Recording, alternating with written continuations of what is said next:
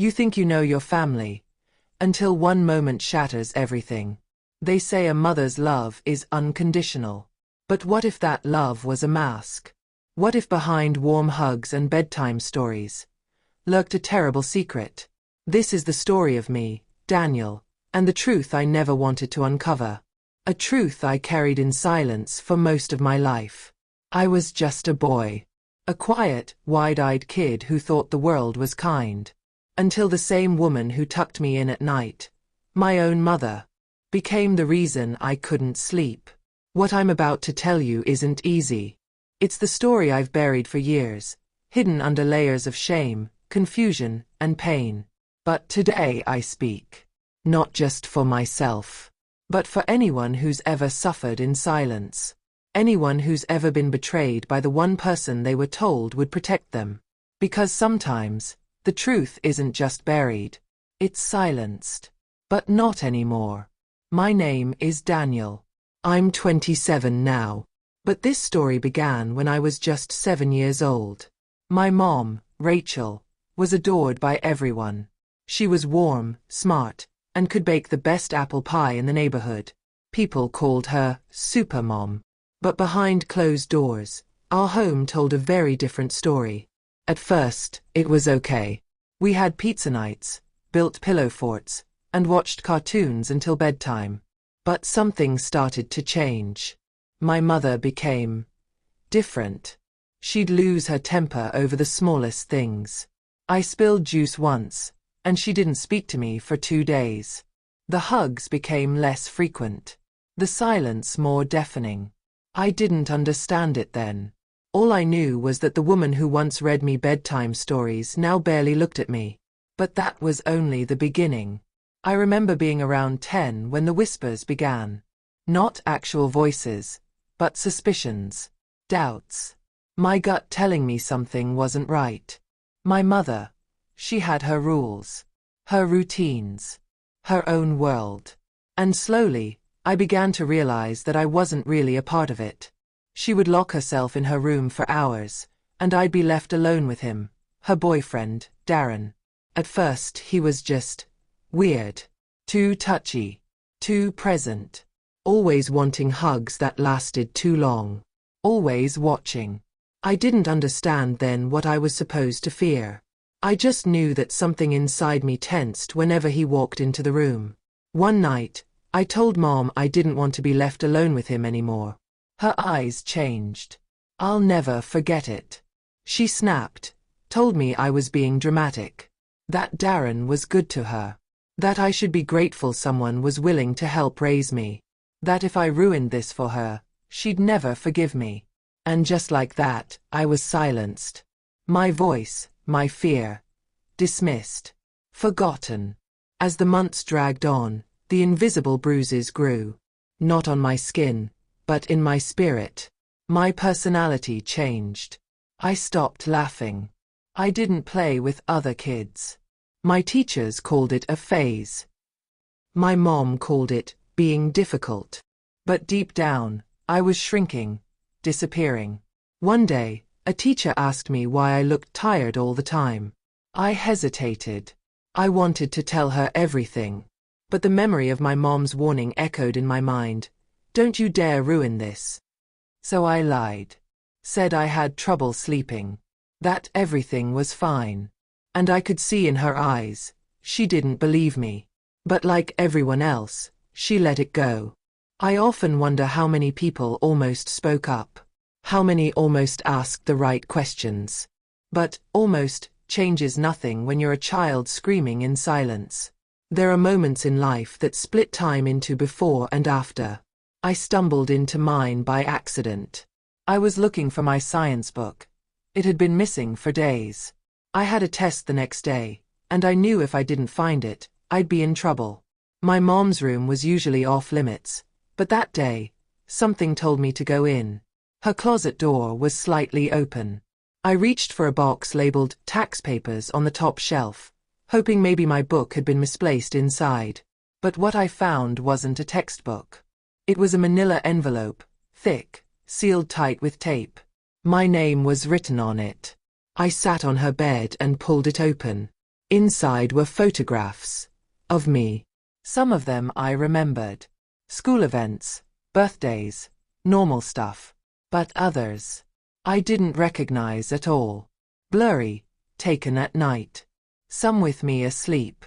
Some with Darren in the background. My breath caught. My heart raced.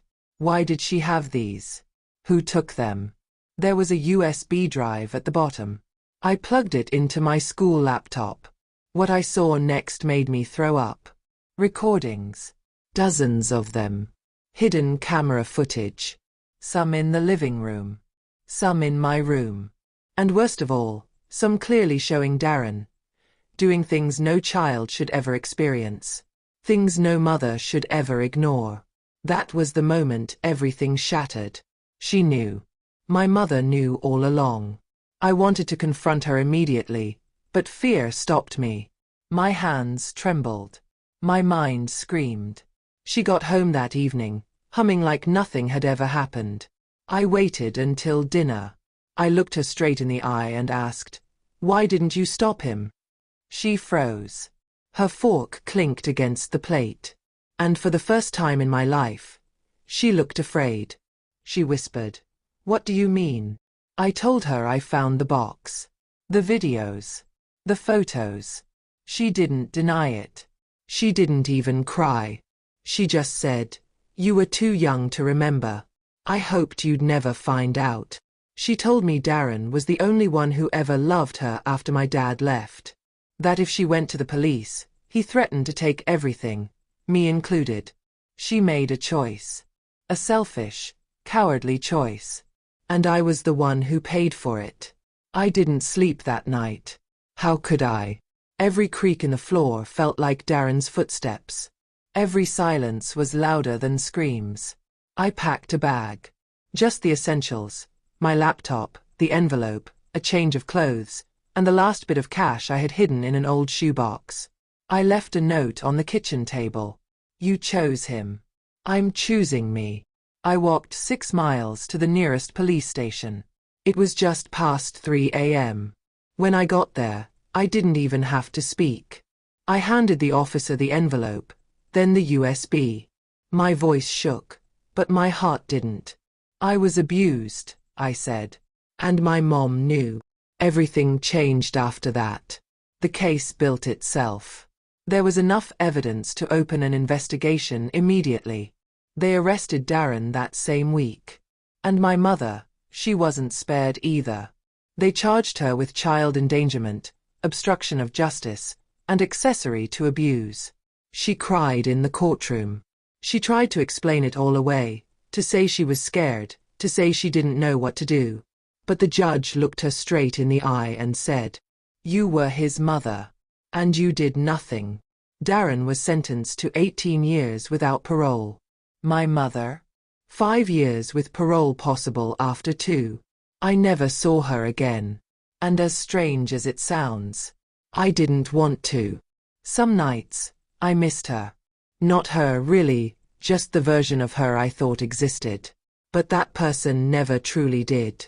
Therapy saved me. So did the kind foster family that took me in while the case unfolded. They gave me space. They didn't press. They just let me be. And over time, I started to speak. I started to share. The weight I carried for so long began to lift. I used my story. I started speaking at youth shelters. I mentored kids who had been through the same silent hell. And for the first time, I felt seen. I realized healing isn't a straight line. It's a winding road filled with good days, bad days, and days that blur in between. But I kept walking it. And that made all the difference. They say the truth sets you free. But the truth can also break you before it does. It can shatter everything you thought was safe, everything you believed about love, about family. But even broken things can be rebuilt. Standing here telling this story, I'm no longer the boy who was silenced. I'm no longer the son who was betrayed. I'm a man who survived. And I choose to speak, so no one else suffers in silence. If you're watching this and you've experienced abuse, or suspect someone else might be, Please know this. You're not alone. You are not to blame. And your voice matters. Speak up. Reach out. Keep fighting for the light, even when all you see is darkness. Because the truth, it doesn't just set you free. It sets others free too. Thank you for watching this deeply personal story. If this story touched your heart or opened your eyes, don't keep it to yourself. Hit the like button, share it with someone who needs to hear it, and subscribe for more real stories that uncover the truth behind closed doors. Your voice matters, so leave a comment below and let's heal together.